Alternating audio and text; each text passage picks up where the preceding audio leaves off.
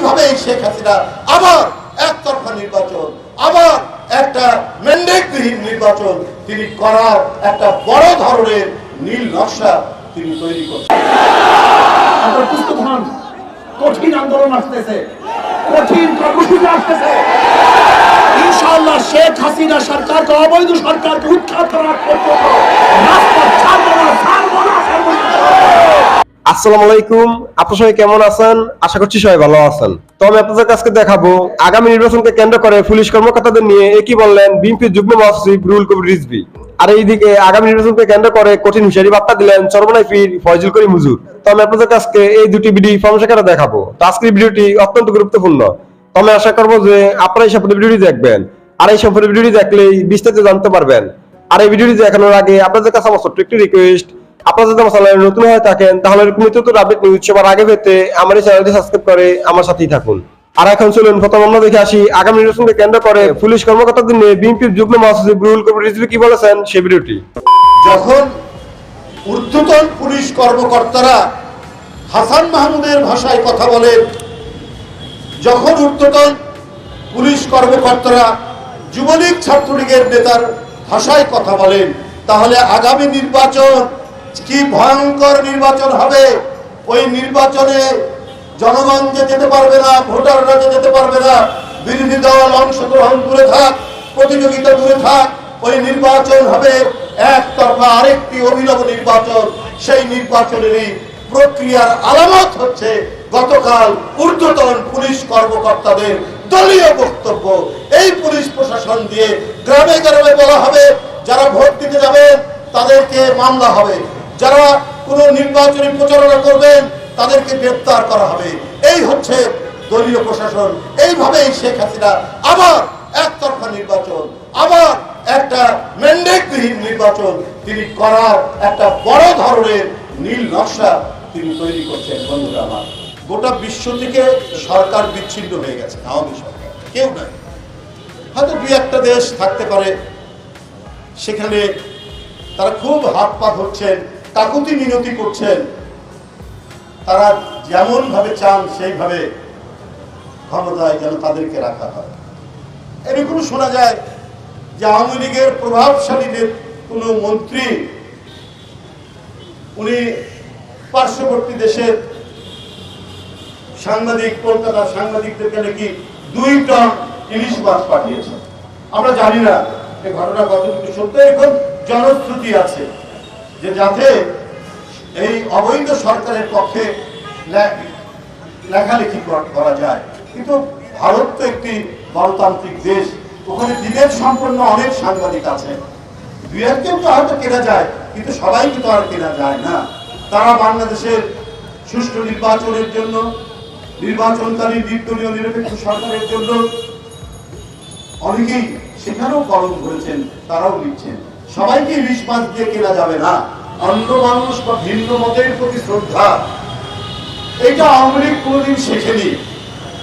আওয়ামী লীগের জন্ম থেকে এরা গুন্ডা পান্ডাদেরকে ভালোবেসেছে, এরা গণতন্ত্রকে ভালোবাসেনি, এরা সন্ত্রাসীদেরকে ভালোবেসেছে। এটাই এদের ইতিহাস এবং ঐতিহ্য। তারা চায় বাংলাদেশকে চিরদিনের জন্য আওয়ামী লীগের উপনিবেশে পরিণত করতে। এইভাবেই তারা আইন শৃঙ্খলা বাহিনীকে সাজিয়েছে, প্রশাসনকে সাজিয়েছে, আদালতকে সাজিয়েছে, আইনের প্রাঙ্গণ সাজিয়েছে। এইভাবে তারা শিক্ষা বিভাগ সাজিয়েছে যাতে একদলীয় কর্তৃত্ববাদীর আওয়াজ ছাড়া অন্য কোনো আওয়াজ পাওয়া যাবে না। এমপিরা সংসদে বলে যে ওসিরা আমাদের কথা শুনে না। কেন শুনবে? আপনার কথা কেন শুনবে? ওসি তো জানে ইনি এমপি নন, ইনি রাত্রের ভোট ডাকাত। রাত্রের ভোটের ডাকাত ইনি এমপি নন। তা সেই ওসি সাহেব একজন এমপিকে শ্রদ্ধা সম্মান করবে কেন? যেমন আজকে প্রাইম মিনিস্টার বলে আমাকে এইটা বলে সেইটা বলে। বাংলাদেশের প্রত্যেকটা জনগণ বলে, জানে যে আপনি একজন অবৈধ সরকার, অবৈধ পন্থা আপনি ক্ষমতায় এসেছেন। শ্রদ্ধা সম্মান করবে কেন আমাকে বলুন। দেখেন, আজকে বাংলাদেশে যদি নিরপেক্ষ গ্রহণযোগ্য নির্বাচন না হয়, এই বাংলাদেশ থাকবে না, ধ্বংস হয়ে যাবে। যদি আমি এর উপরে ভর দিয়ে দাঁড়াই, তাহলে শক্তি আমার না তার? তাহলে আমি যার উপরে ভর দিয়ে সরকার গঠন করব, তার শক্তি কি সরকারের না যার উপরে ভর দিছে তার? যদি প্রশাসনের উপরে ভর দেয়, তার শক্তি প্রশাসনের। আমলাদের উপরে ভর দেয়, শক্তি আমলাদের। ভারতের উপরে ভর দেয়, শক্তি ভারতের। আমেরিকার উপরে ভর দেয়, শক্তি আমেরিকার। কাজে সরকারের কোনো ক্ষমতা নাই, সরকার তো হবে যার উপর ভর দিয়ে সে সরকার গঠন করছে তার। কাজে যার উপরে ভর দিয়েছে সে যদি গলা চিপে ধরে, কিছু বলার নেই, কিছু বলতে পারবে না।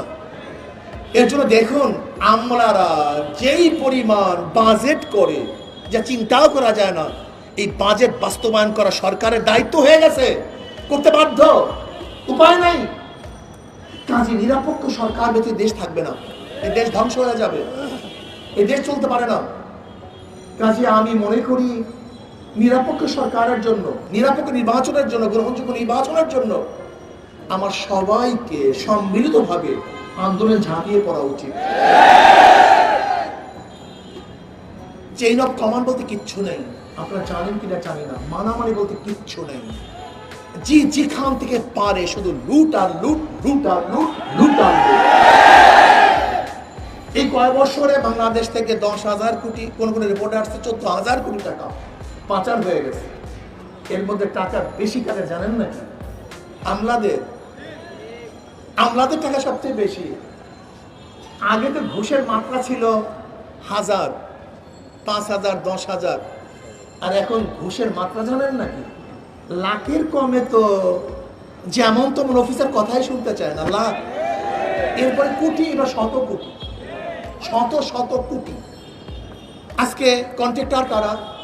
ব্র্যাকে থাকা আমাদের আর্মিতে যাদের চরিত্র ভালো ছিল, তাদের কন্ট্রাক্টরই দিয়ে আজকে তাদেরকে ধ্বংস করার চক্রান্ত করতেছে। তাদেরকে লোভ লালসা দিয়ে তাদেরকেও ধ্বংস করার দ্বার প্রান্তে নিয়ে গেছে। আজকে হাইকোর্টের অবস্থা দেখছেন, সুপ্রিম কোর্টের অবস্থা দেখছেন, মেডিকেলের অবস্থা দেখতেছেন, শিক্ষাঙ্গনের অবস্থা দেখতেছেন, আজকে দ্রব্যমূল্যের অবস্থা দেখতেছেন, আজকে মন্ত্রী পরিষদের অবস্থা দেখতেছেন, জনগণের অবস্থা দেখতেছেন।